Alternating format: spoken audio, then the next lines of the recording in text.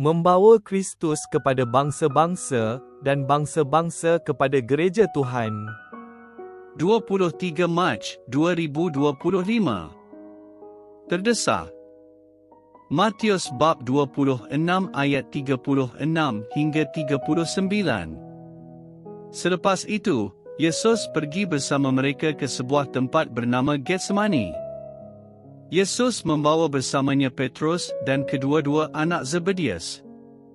Dia mula berasa duka cita dan resah. Dia berkata kepada mereka, "Jiwaku sungguh duka cita, bagaikan mati. Duduklah di sini berjaga bersamaku."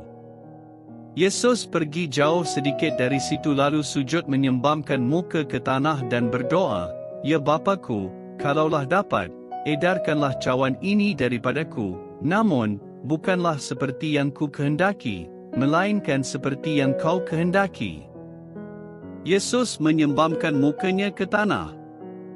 Tiada doa yang lebih terdesak lagi daripada ini. Saya bersyukur kerana Injil menunjuk kepada kita juru selamat dalam keadaan ini, iaitu sangat gelisah dan berseru kepada Tuhan.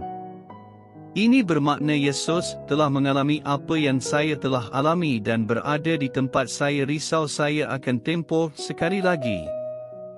Perhatikan perlakuan Yesus. Dia pergi ke Getsemani walaupun dia pasti dia akan ditahan. Dia mengambil 3 sahabat yang paling rapat dengannya dan memohon mereka untuk berjaga semasa dia berdoa. Yesus hanya pergi jauh sedikit dari situ lalu sujud menyembamkan muka ke tanah.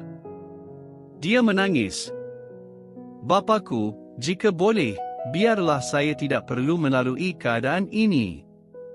Akan tetapi Yesus tidak dapat mengelaknya. Ini adalah kerana dia mempertaruhkan nyawa kita, iaitu nyawa kamu, saya dan semua orang yang memerlukan seorang juru selamat. Hanya ada 2 pilihan sahaja di sini, sama ada Yesus atau kita. Yesus memilih dirinya.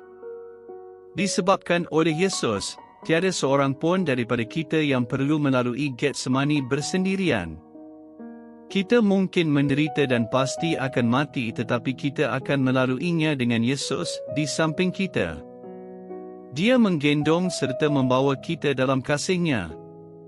Kita akan melakukannya dengan janji yang pasti dan ketentuan tentang kehidupan kekal kerana Yesus telah mati dan bangkit semula demi kita. Dia menyelamat dan menjadikan kita miliknya buat selama-lamanya. Kita berdoa, "Tuhan, tetaplah bersama dengan saya." Amin.